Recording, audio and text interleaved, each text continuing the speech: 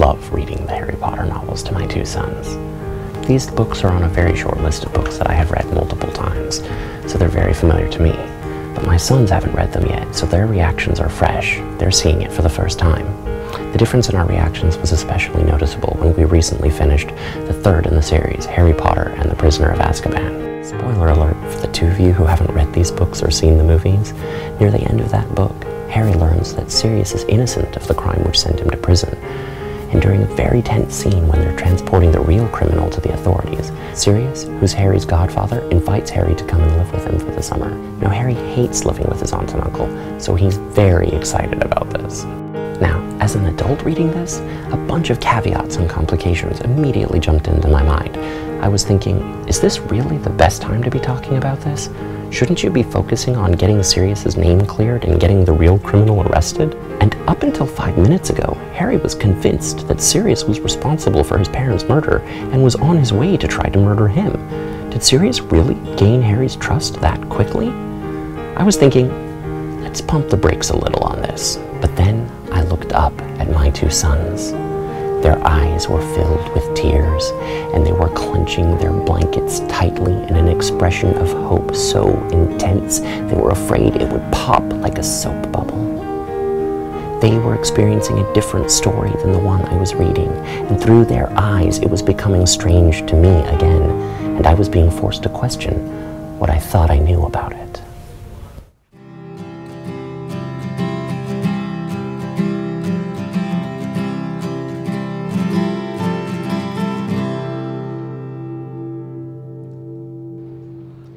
The greatest obstacle to our understanding of Scripture is familiarity. We think we know what it is, we think we know what it means, and we think we know what it contains.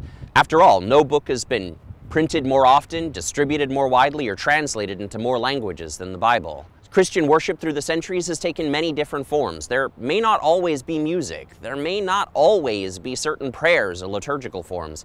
There may not be vestments or even priests, but there's always the Bible. The ubiquity of the Bible and the universal respect that Christians have for it means that many of us have a weird relationship with the Bible. Many Christians haven't read much of the Bible, and yet they still feel a sense of familiarity with it. It's so universally known that parts of it have seeped into the culture, and even non-Christians are familiar with the famous bits, like Noah in the Ark, or David and Goliath, or Jesus walking on the water, and so forth. When you couple this ubiquity with the social pressure to hold certain ideas about the Bible and what it means in the form of dogma, it's no wonder many of us behave as if it were a puzzle that we've already solved. But we can't learn anything from a person or text that we think we've already got figured out. In order to revitalize our relationship with Scripture, we've got to let it be strange again. Fortunately for us, the Bible is actually pretty unusual once you start to look at it. Then Elisha went up from there to Bethel. And as he was going, 2 small boys began to chant at him, "Go away, bald head! Go away, bald head!" Elisha turned, and as he saw them, he cursed them in the name of the Lord. And 2 she-bears came out from the woods and mauled 42 of the boys. Were you even aware that in the Bible, a prophet of God has children killed by bears? Or how about this little story about Moses? They were headed on their way, and God tried to kill Moses. So Zipporah took a flint, cut off her son's foreskin, touched it to Moses' feet, and said, "Truly, you are a bridegroom of blood to me." And then God just let him alone. The Bible is full of stories and proverbs and ideas which are strange to us. It contains a story about women who trade conjugal rights with their husbands for mandrake roots, stories about a man who talks to a donkey, rules for how to sell your daughter as a slave, and even a dragon which has 7 heads and 10 horns and a crown for every horn. What does that mean?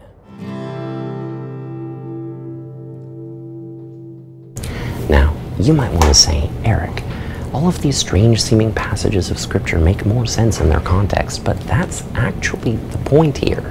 The context of a passage of Scripture isn't just the immediate surrounding few verses or chapters. The context of a passage of Scripture includes matters of language, transmission, culture, reception, redaction, and interpretation. Once we start seriously delving into the context of the Bible, we find that it's positively bursting with strange. Hebrew and Greek and Aramaic are strange. The syntax and grammar are strange. The thoughts aren't constructed like they are in English. The cultures in which the Hebrew Bible and the New Testament were composed are strange.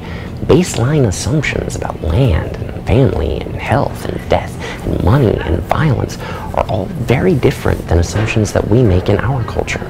The way these texts were assembled and transmitted is strange. The people to whom they were written had strange experiences which shaped their understanding of the text in strange ways. In other words, once you start looking under the hood, it's strange all the way down. Don't let your eyes deceive you. This is not a book. This is a library. There are 66 books in the Protestant canon. Canon means rule, and it's the list of books which are officially recognized as belonging to the Bible. In certain Catholic and Orthodox canons, they add between 7 to 15 extra books. These extra books are sometimes called deuterocanonical, meaning second canon, or the Apocrypha, which means hidden. So right out the gate, there isn't even agreement about what text goes in a Bible.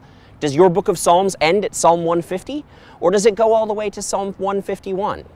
Does the Gospel according to Mark end at the 16th chapter in the 8th verse, or does it go all the way to the 20th verse? Furthermore, these books were written over the span of about 1,000 years. Can you imagine what life was like 1,000 years ago? That's how far the last authors of the New Testament were from the first authors of the Hebrew Bible. And speaking of authors, there were probably lots of them. We don't know most of the authors of the Bible by name, but it appears that many of the books were a composite, which means they were composed by various authors, sometimes over the course of generations. Within these 66 plus books by dozens of different authors, the writings and genres span the spectrum. There's poetry, there's narrative, there are folk tales, legends, and myths. There are writings, there is prophecy, and there is lots and lots of polemic. In short, the Bible is incredibly complex. It often contains multiple contradictory opinions about the same subject, multiple conflicting accounts of the same historical events, and individual passages often support multiple valid interpretations. Far from being a problem, it is the reason behind the Bible's continuing endurance in its interest and relevance. The Bible's complexity and diversity is an invitation to explore. It is the reason why this book of books remains continuously engaging, continuously surprising, continuously strange.